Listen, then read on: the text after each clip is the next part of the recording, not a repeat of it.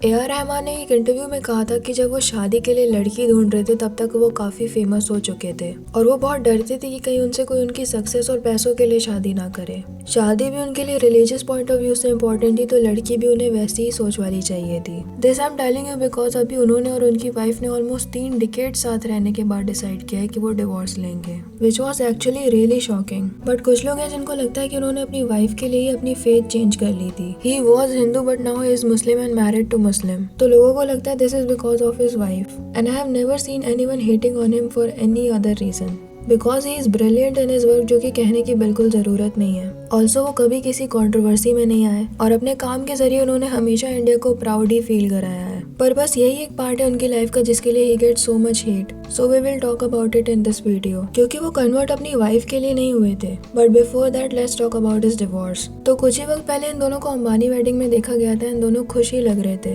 But अभी अचानक उनके लॉयर ने उन दोनों के बिहाफ में एक जॉइंट स्टेटमेंट रिलीज किया है जिसमें लिखा after many years of marriage Mrs Saira and husband Mr A R. Rahman have made the difficult decision to separate from each other. तो ये सारी चीजें लिखी हुई हैं जिसका कुल मिलाकर मतलब ये है कि they both decided to separated as you can clearly see. कहीं भी रीजन नहीं लिखा या फिर ये नहीं लिखा कि बिकॉज ऑफ वन पार्टनर ऐसा हो रहा है, सो वी नो नथिंग।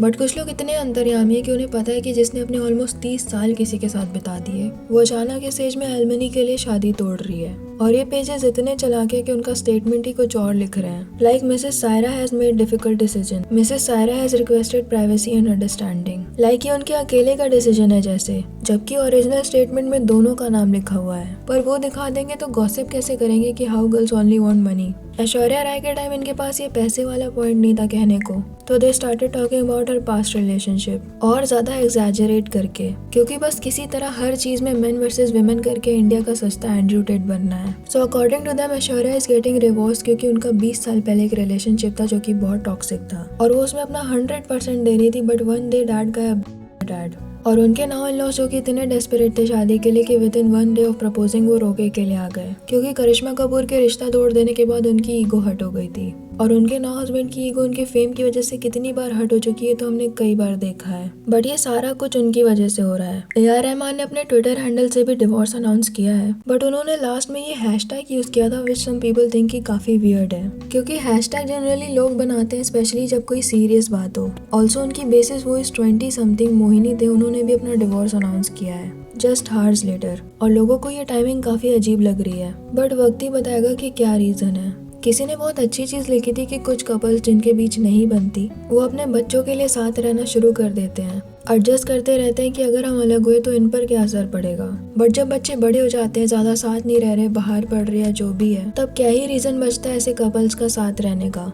फिर भी इंडिया में लोग साथ रहते हैं क्योंकि डिवोर्स से रेपुटेशन खराब होती है एंड और भी बहुत सारे रीजंस की वजह से साथ रहते हैं। तो जो लोग बोल रहे हैं कि 29 ईयर्स साथ रहने के बाद, तो हमने देखा है क्या कि उनके 29 ईयर्स कैसे थे। जरूरी थोड़ी है कि मूवीज की तरह सब कुछ परफेक्ट चल रहा होगा और एक दिन अचानक उठकर डिसाइड किया होगा कि चलो डिवोर्स ले लेते हैं। Now let's talk about his faith, जो कि बहुत ही कंट्रोवर्शियल टॉपिक है। तो उनका नाम पहले दिलीप कुमार था और उन्होंने कई इंटरव्यूज में बोला है कि he hated this name. I also believe that you hated your name. Yeah, I hated my name. I don't know why I hated my name because I love Dilip Kumar sir. I go see him, but that name I hated. But उसका मतलब ये नहीं था कि he hated his Hindu name, but नाम से मतलब था ही हेटेड हिज पास्ट, जिसे वो पूरी तरह से मिटाना चाहते थे। And maybe because I just wanted to completely wipe out my past in my mind, and I have a complete new Fresh start. fresh. क्योंकि पास्ट की वजह से उनके अंदर इंफीरियरिटी कॉम्प्लेक्स था, he was introvert, depressed and suicidal thoughts आते थे।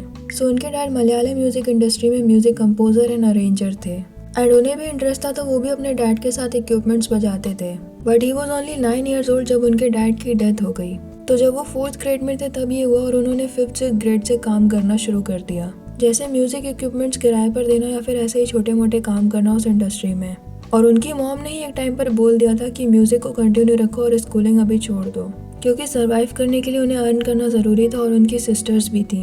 उन्होंने ये भी बताया कि उनकी मॉम बस 25 ईयर्स की थी जब ये सब हुआ और उनके रिलेटिव्स उनके पैसों के पीछे ज्यादा थे rather than helping them. So ये लोग काफी अकेले हो गए थे, no one was there. She had to face a lot of family trouble because other people, they won't access the wealth or whatever little we had, and so we had all this stuff. Anyway, everything's forgiven. तो एक spiritual सूफी teacher थे जो उनकी mom को अपनी daughter की तरह treat करते थे एंड वो बीमार चल रहे थे तो ये लोग उनकी काफी सेवा करते थे। तो उन्होंने प्रेडिक्ट किया था कि in next 10 years he will be a big thing, जो कि इन लोगों को मजाक लग रहा था। और उन्हीं संत ने उनके फर्स्ट स्टूडियो का नाम सजेस्ट किया था, जहाँ पर काम करने पर उन्हें सक्सेस मिलना शुरू हो गई। So when he was 15-16 years old, उन्होंने अपना फेथ चेंज करने का डिसाइड किया। उन्होंने जब अपनी पर्सनल लाइफ की बात की, बहुत ही डिप्रेसिंग से स्टेट में चले जाते हैं। लाइक इन लोगों के पास जो थोड़े बहुत पैसे थे वो भी फैमिली लेना चाहती थी। And terms like inferiority complex, thoughts, insecurity, इन सब चीज़ों से भरा हुआ है उनका past. So you're saying you were an introvert, you had an inferiority complex. It sounds very funny today when A.R. Rahman says, I used to suffer from an inferiority complex. Yeah, too much. Yeah, so Thoughts constantly. exactly, so why? What was it that you I were don't going know. through? I don't know actually. Why were you Uh, such a, I don't know. depressed? I think because of I missed all the fun in childhood maybe, and I think it's very important to be with to have a social life with the right people. I never had that. I was an introvert. I could never mix with people. Always? Yeah, I always felt like inferiority complex. And just because of the way we were growing up, we didn't. So all these stuff attacked me. So my only haven was music and spirituality. A very small person, timid, low self-esteem, inferiority complex. When the mind became empowered, the mind was seeing bigger things. Under that shadow of that spirituality, everything reflected in my life. The decisions I took and the confidence with every step, it was about praying and wishing that it'll go well for either for me, for other people. And it was everything was a risky step.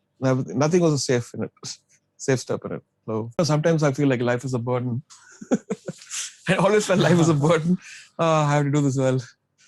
देखो, जब किसी का nature ही होता है कि मुझे नहीं मिलना जुलना किसी से, नहीं घूमना फिरना, तो वो एक अलग चीज़ होती है। बट इसीलिए इंट्रोवर्ट हो जाना, क्योंकि मेरे घर के हालात ठीक नहीं है, पैसे नहीं है, I am not good looking, वो बहुत ही डिप्रेसिंग होता है। तो उनकी भी बहुत डिप्रेसिंग लाइफ थी और म्यूज़िक ही ऐसी चीज़ थी जो उन्हें सुकून देती थी। और उन्होंने इस्लाम इसलिए चूज़ किया क्योंकि जो भी उन्हें स्पिरिचुअल हीलर ने कहा था वो सब सच हुआ।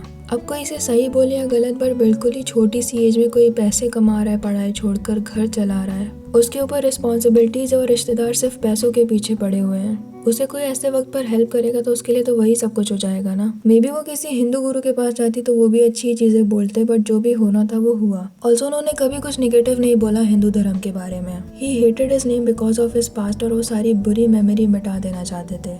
ही सेड कि सब कुछ इतना बुरा चल रहा था कि वो सारे सब्जेक्ट्स में फेल हो जाते थे और क्लास में हमेशा लास्ट आते थे। तो उनको जो भी सही लगा ये सारे ट्रॉमा से डील करने का, उन्होंने वो किया। और ये उनकी शादी भी उनकी मॉम ने ही अरेंज की थी जब वो लोग कन्वर्ट हो चुके थे, क्योंकि वो खुद तो बहुत इंट्रोवर्ट थे and he wanted a religious girl, कोई ऐसी नहीं जो उनसे फेम और पैसे के लिए शादी कर रही हो। बट एक चीज़ बड़ी कंफ्यूजिंग है कि इस्लाम में कई लोगों को कहते सुना है कि म्यूजिक हराम है, बट इनके जो भी स्पिरिचुअल सूफी टीचर थे वो सूफी थे, जिसमें म्यूजिक हराम नहीं होता। बट उनसे इन्फ्लुएंस होकर ये लोग इस्लाम में कन्वर्ट हो गए। तो ये दोनों एक ही चीज़ें हैं या अलग अलग है, आई डोंट नो। उनका एक ये वीडियो बहुत वायरल हुआ था जिसमें उनकी डॉटर ने हिजाब पहना था। उन लोगों को ये चीज़ काफ़ी अजीब लग रही थी, क्योंकि वो खुद एक ऐसी चीज़ से जुड़े हैं जो कि इस्लाम में हराम है और अपनी बेटी से पर्दा करवा रहे हैं। बट एक्चुअली उनकी 2 डॉटर्स हैं जिसमें से सिर्फ एक पर्दा करती है और उनकी वाइफ भी पर्दा नहीं करती।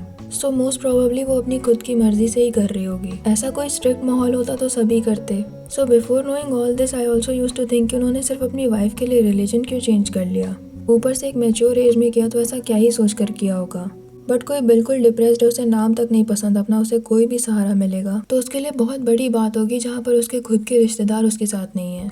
ऑल्सो उन्होंने कभी हिंदू धर्म के अगेंस्ट कुछ बोला नहीं है, all he hate was his own past. So इसमें ऐसा कुछ नहीं है जिसके लिए उन्हें हेट दी जाए। आई नो रिलीजन चेंज करने का कोई सेंस नहीं बनता, क्योंकि हर रिलीजन में डिप्रेस लोग हैं, हर रिलीजन में गरीब लोग हैं।